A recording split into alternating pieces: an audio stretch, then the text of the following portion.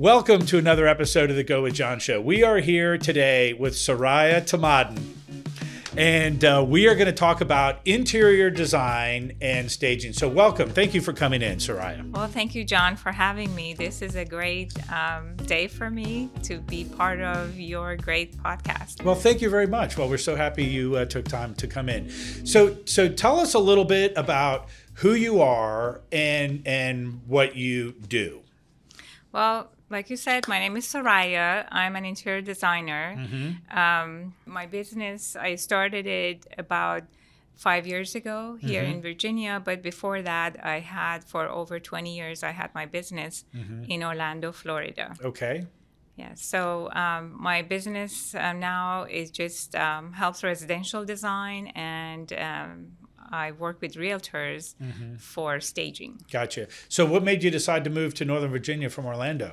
Well, my husband was stationed at the Dallas airport as a pilot, and he was commuting for a while, and our boys had left the house. So I said, it's time for a new adventure. So let's move to Virginia. Yeah. So how do you like living in Virginia compared to Florida? Oh, it's very different. Yes. It makes me actually get reminded of living in my, place of birth, my home country. I was born in Iran, and we have, where I lived in Tehran, we had 4 seasons. And then after that, I lived in Sweden for about 9 years, which was much more extreme weather than here. So I am used to cold weather or change of seasons, but Florida really spoiled us. Yes. So when I moved here, I keep saying, Virginia, please be kind to me the first year. Well, I don't think it's been too rough of so you've been here 5 years though. So yes. Yeah. Well, it's been a pretty mild 5 years in Virginia. We've had some bad weather in years past. Right. So, but Sweden. So how long did you lived in Sweden for 9 years? Yes. So I'm originally from Denmark. Oh. And so that's just across. Yes, I've been to Denmark several times. Yep. And it's very, very long, dark, cold winters.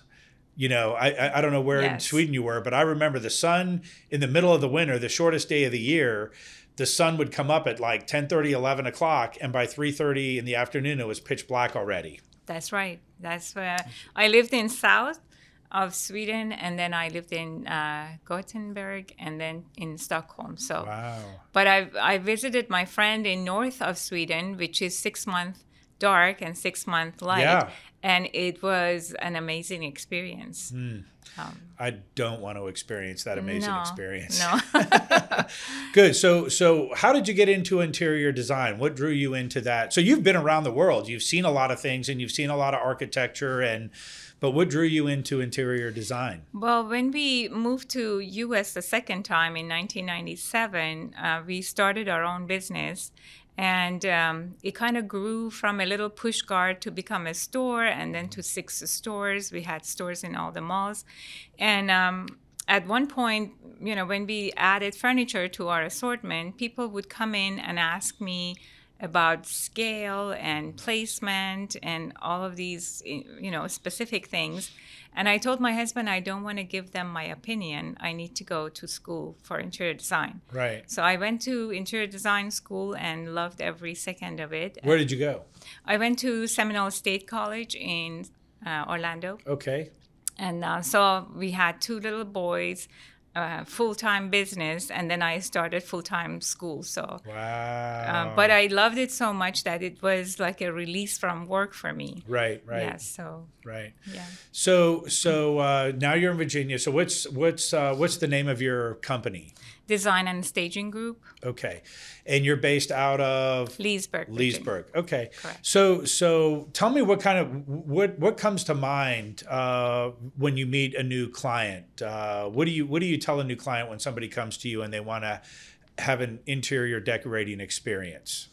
Well, I ask a lot of questions because I want to make sure I give them what they want, but also what they don't know they need. Right. So I ask a lot of questions, and then I ask them about how they live in their space, what experiences they had in the old home, or if they are just doing any remodeling, what is it that it bothered them, from the old house. Right. And that way I can address, the design.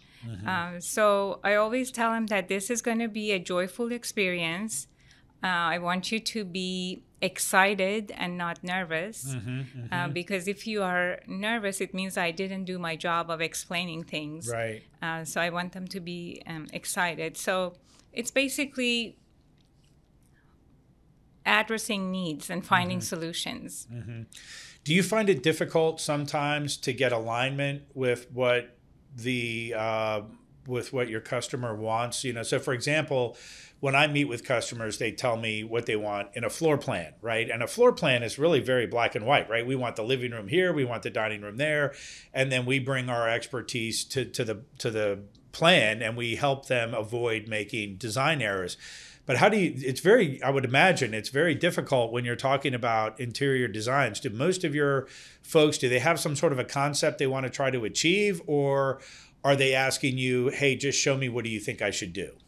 Well, a lot of people don't have an eye for interior design enough to do it themselves. But when they see a well-placed and well-made, well-designed room, they like it. And I think my clients are very smart in knowing the difference and knowing that they need help to get there. Right. So that's the key element in helping them to get what they want. But sometimes I come in after the fact. The house is already built. Right. I have to compromise and work with what is. If they bring me in the before everything is decided, right. all the hard finishes, permanent finishes, right. It's much easier because then I know what goes in before the details of interior design come in. Right. I'm going to coordinate. Yeah, and that's a great point. And it's I think that many folks don't realize how much goes into a design that's behind the walls. Correct. And you may have a couch that's going to go in a certain place where you need outlets on either side for a switched light, or you have sconces. What are some other examples of things that people need to consider when they're building a new home with regard to design? Well, one thing that we always kind of hit as far as design is that they put the placement of the TV outlets on the wrong wall. And that's really hard because then the focal point of the room changes. So that's one big thing. Another thing is that we don't have floor outlets, for example, especially in these new homes with less walls and open floor plans. Right. You still need the lighting and accent lights, so you need to have some floor outlets, so that way you don't have cords, as a danger running across the hall, the walking area. Exactly. Yeah. Those are great points, and I will say there are a lot of buyers that don't put floor outlets in. I agree. It's much nicer if you can know where your couch is going to be and then put an outlet under the couch so you can have lights and things around the couch. Right. Another thing that I see in a lot of homes, there are not there's no roughing for ceiling fans or ceiling light. And, I have started aging and I know your eyesight changes. You need more light. I always like to give a lot of options. And, in a room, usually you need several types of lighting depending on time of the day, if you're entertaining, if you're reading. So light is another thing that is a lot of times forgotten or not paid attention to as much. So yeah, that's a good point. I think it's important to have a ceiling fan pre-wire probably in every room or in every bedroom at least, right? That's right. Yeah. Do you like to work with a lot of recessed lighting, or how do you feel about recessed lighting in design? Well, I do like it because it gives you an even amount of light. And I also like the fact that these days they are smaller, we are kind of staying away with the big can lights. Right. And now they are LED. Yep. Some of them are round, some are square. So it makes the room much cleaner. And you kind of can add more of those instead of the big lights. So And if you put it on a dimmable switch, then even better. Yes. No, I agree. Dim lights in the evening is very nice. Yes. Yeah. So when you're building a new home, let's just kind of focus on that for a second, and then we'll get away from that. Are there any other tips or any other advice you would have for folks to consider besides the outlets and lighting? Yes, I like to, like, I'm working with a couple of clients right now. They are in pre-construction. Mm-hmm. So I kind of put the floor plan and we talked about it. So I come in, I want to know where everything is. Sometimes, in 2 different homes that are built in McLean, I noticed that when I went in the drywall stage, on the formal family room, formal dining room, there was no focal point, and the hallway to the bathroom was through the main wall in the dining room. Mm-hmm. And these are multi-million-dollar homes. And so I asked them, and I told them why I think you should close that wall and do the hallway from the side. Mm-hmm. So that way you have a clean wall to put your art, and also it's not really pleasant to see the bathroom door from your dining room. Right. There's nothing like having a dinner party and then, coming out from the powder room right back to the table. Yes. Yes. It's we agree with you. Yeah. So a lot of times I like to kind of imagine walking the house mm-hmm. and, explain to people, why do you want this? What if we did this? Mm-hmm. And that's the best time to make any changes, mm-hmm. not afterwards. Right. And we also talk about placing of furniture, placing of TVs. TVs mm-hmm. are very important. Yeah. And a lot of designers don't like TVs and they don't want to consider them. But at the end of the day, TV has the last it does word, when it comes to family rooms, right? Especially. Right. So, do you have any? So, what is your advice for folks when they're thinking about where to put the TV? Well, it depends to the room and the direction of the room. Mm-hmm. You don't want too many focal points.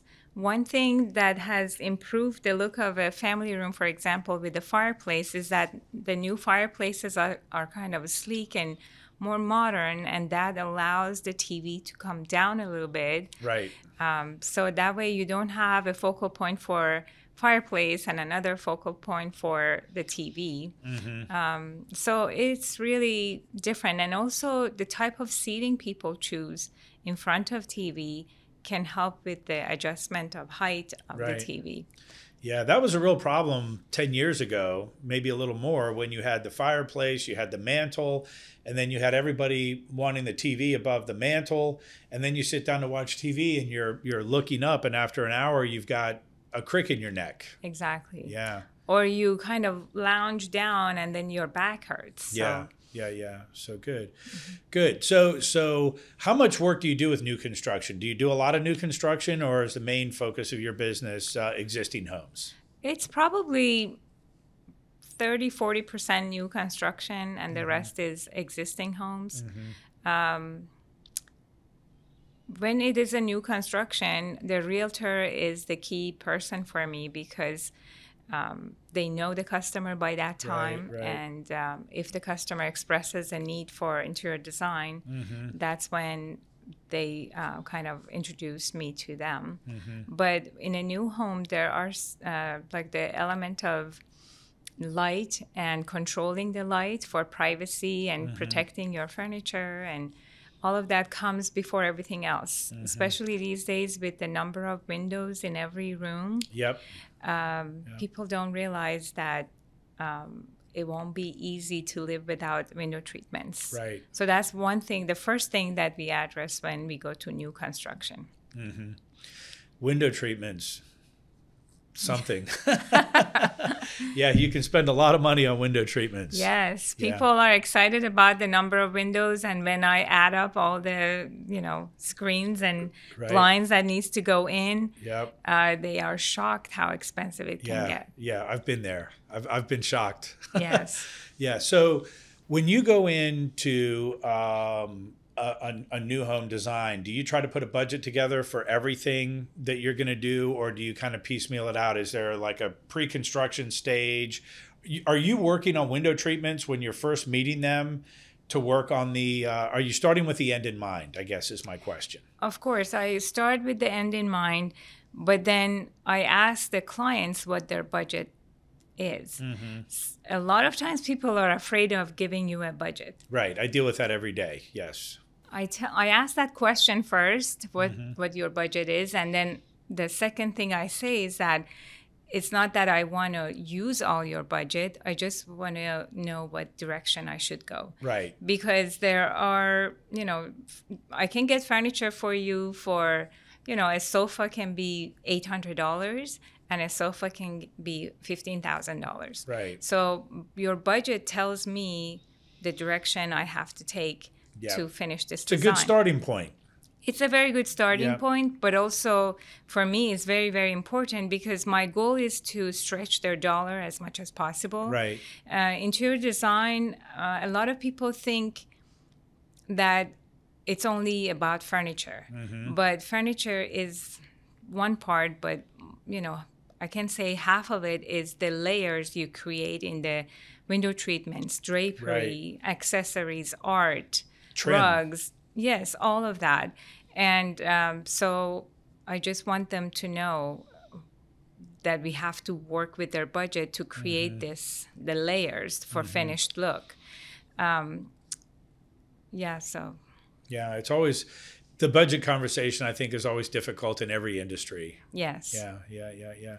So when you're working with an existing home, what do you what's the first thing? Is it still the same process? You want to meet with the client and find out what their goals are? Do you have a different approach when the home's already completed? It's the same approach. They might do it in phases, in either case, a new construction or an existing home. But I always tell them in a new home, not in a new home, I'm sorry, in an existing home. Right. Be aware of the avalanche effect. Because when we do, say, one room and update the room with new furniture, new paint, then suddenly everything else looks more dated than you remembered. Yes. So there is this possibility that you're going to love this room but hate the rest of the house. Right. So I always kind of warn them about the avalanche effect, and they understand. Yeah. And they know that they have to kind of phase out the project in a way that they can kind of do it. Yeah, and from a cost perspective, when you get a painter in there, to paint one room is probably not that much more expensive than to paint 3 rooms, right? So if you've got your colors and you've got all the furniture out of the way and you've got this space prepped, you may as well get the painting in. Same thing with trim. You get the trim carpenter in there and the carpenter's installing trim. It's the most expensive part is getting them there and getting all the material there and the equipment there. And once they're there, the add-ons are not necessarily nearly as much as that first step. Correct. Yeah. And that's why I ask a lot of questions to see what is it that they want to achieve, in this house in total, not just for one room. Right. Because if they tell me, the next phase is, family room and then living room, then my approach is just like you explained. Yeah. Let's do things that kind of can bring the cost down. Right. And have it ready. And, next time we come in, we just don't do the messy part anymore. It's done. Yep. Good. That makes good sense. So is there, regarding the interior design phase, is there anything else you want to add to the conversation that we're having? People have learned to be a lot more patient these days because of COVID and the supply chain and all of that. So we used to get everything in our receiving warehouse and install in one day, one shot, and I was able to give people this HGTV, aha, or whatever experience that they come in and the room is transferred. Right. Unfortunately, these days, I cannot do that because things come in, maybe main furniture comes in. If they don't have anything, we deliver. And then we have to wait for the art or rugs. Right, so it takes a little longer, and they don't have that HGTV, I call it HGTV experience. Right. Of presenting everything at once. Yeah. But nevertheless, it gets done, and they can live comfortably. Yeah, and I think, one thing to keep in mind, we're in April of 2022 right now. And, if you're listening to this in 2023 or 2024, this supply chain drama may be in the rearview mirror. So it's certainly something we're all living with today. Yes. No question. In the building industry, it's been really a very special year or two to deal with that. But that is challenging. All right, we're going to take a quick break, and then we're going to come back and we're going to have more conversations with Soraya about staging a home. A lot of folks think that building a custom home is a complicated and arduous process. It doesn't have to be. At Stanley Martin Custom Homes, we have the process down to a science. We will bring you through the buying, design, and building phase one step at a time. Head on over to webuildonyourlot.com and check us out.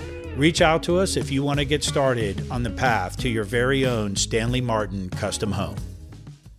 So we are back with Soraya, and we are now. So Soraya, you just told me a great story during the break, so I want to hear it again. So tell me your story about a job that you had or a project. So tell me your story about a project that you had in Orlando.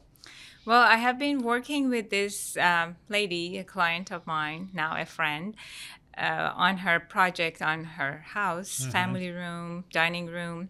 And then she said that I want to do Jack's room as well. Now, Jack has seen me come in and change things in their house. How old is Jack? Jack was 8 years old at that time. He's a young man now. So I could feel the energy from Jack that he didn't like me every time I went there. Yeah. So in my career, only one person has made me real nervous in interior design, and it's this 8-year-old Jack. I was nervous to do his room. Right. So one day when he went to school, we did the installation. Right. He comes back. I wanted to see his reaction. He says nothing, and he goes around his room, touches different surfaces, and looks at things. And he was very, quiet. So I went home, and then tomorrow morning, his mom called me, and she said, Soraya, for the first time in his life, Jack made his bed, put everything back how you had it. So he enjoys the organized room. And for me, that was a fantastic achievement because I feel like I changed this boy's life when it comes to order and how he has to keep his room. He was so impressed and he was so comfortable in his room that he wanted to keep it the same way. So that was one of the great things, and that's a story I tell my clients, how order and a good design can affect people in the house. Right. It affects your mood. It affects how you relax in the house. Right. And ultimately, it affects your relationships in the house. When you're proud of your home, you invite people more, so it changes your social life. So it should not be, taken lightly. Right. Oh, I completely agree. It even goes beyond that. I think it also affects your mindset throughout the day. Even if you're not inviting people to your home, when you go to work and you're going to have a nice place to come home to that's clean and organized, it affects me personally much differently than when things get chaotic in my life. And I think everybody has moments in their life where things get out of control with the kids and work, and you don't have time to really keep the house up as well as you'd like to. And I think it affects morale. It does, exactly. It's like a ripple effect. It affects first at home, physically, and then your relationships, your mood, and kind of goes bigger to your community, your work. So it's very, very important. Yep, it is. So that's a great story and a great lesson. So let's talk a little bit about staging. So what is the difference between staging and interior design? Well, when you do interior design for that specific family, you have their needs in mind. Right.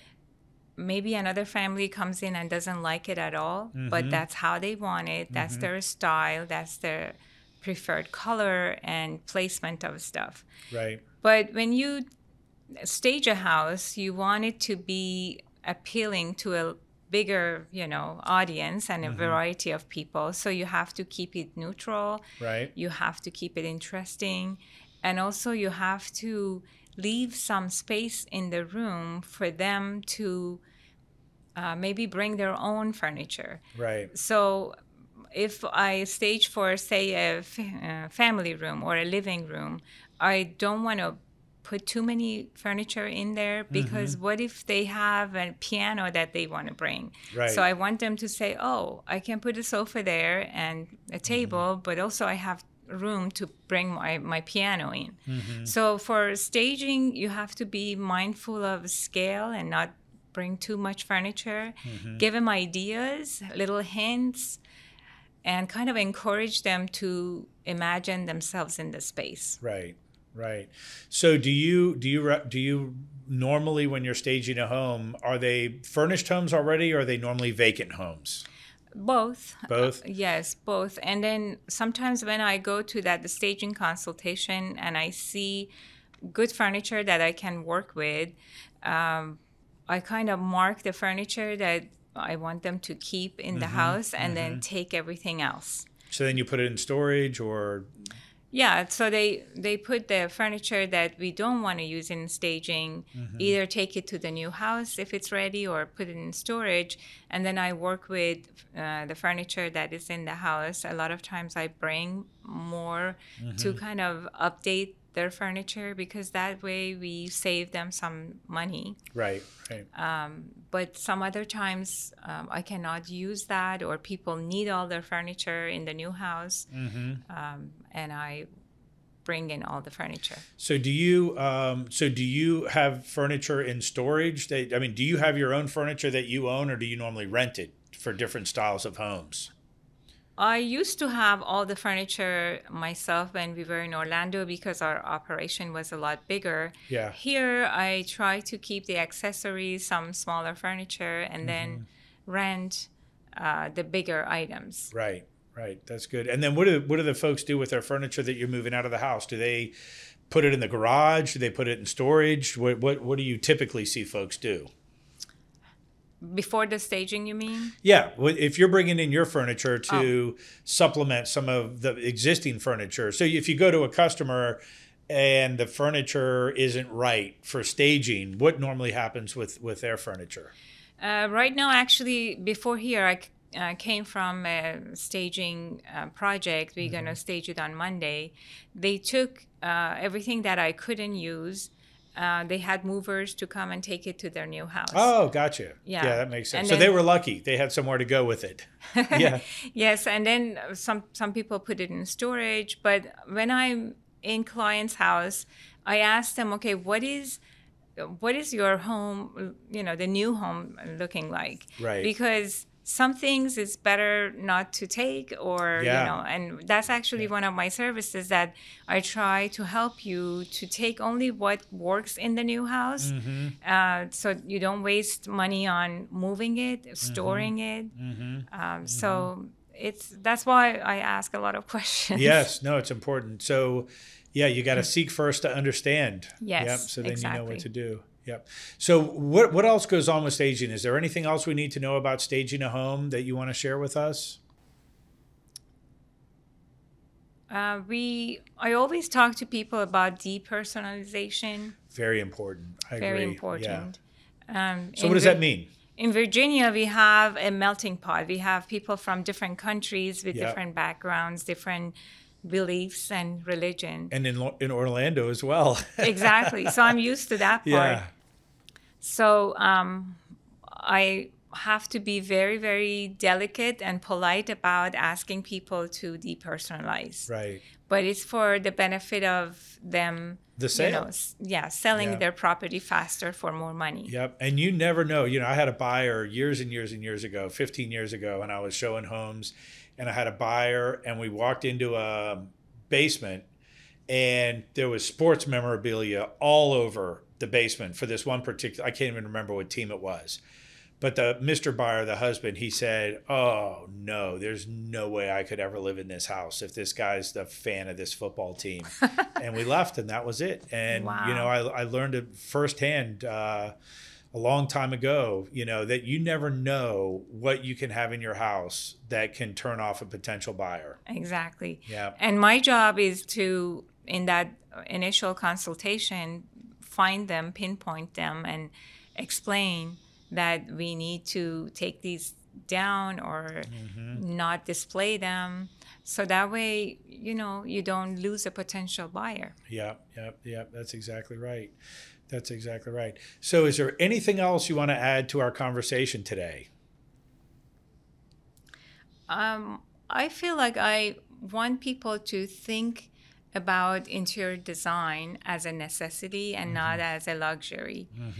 And know the difference between somebody that is educated in the field and someone that does it because they are good with colors. Right.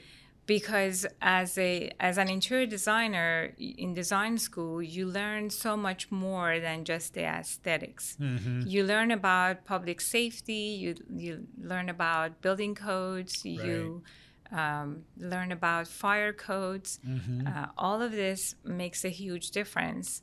It has been times that I had to tell clients, I cannot put a roller shade on the entry door for you, because what if it's fire and you forgot to bring it up before you went to bed, and you're panicking and you want to get out, but this thing is in your face. Right. So I want people to know the difference between an interior designer and interior decorator, and know that they, if an interior designer can actually, is trained actually to think through everything, possibilities, scenarios.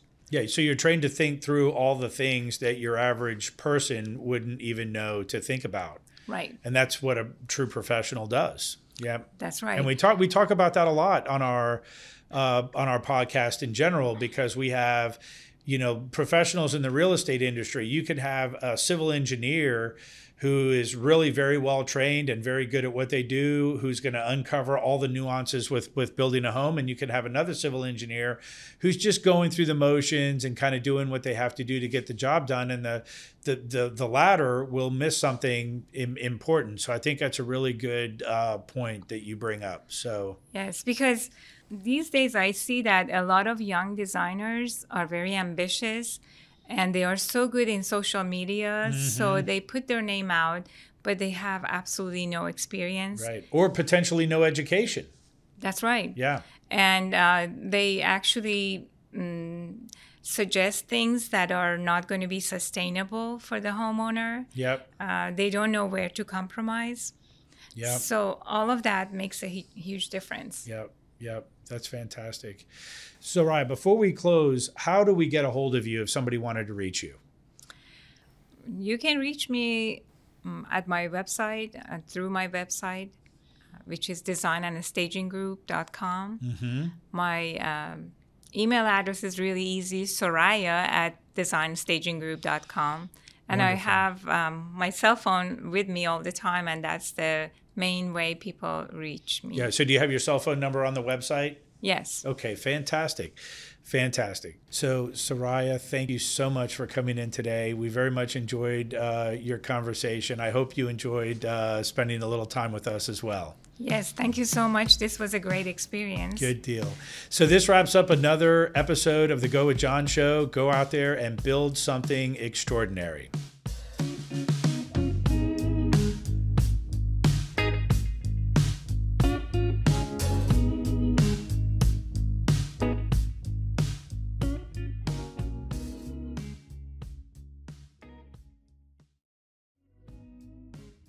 We just wrapped up a great conversation with Ray Greenstreet with greenstreetgardens.com.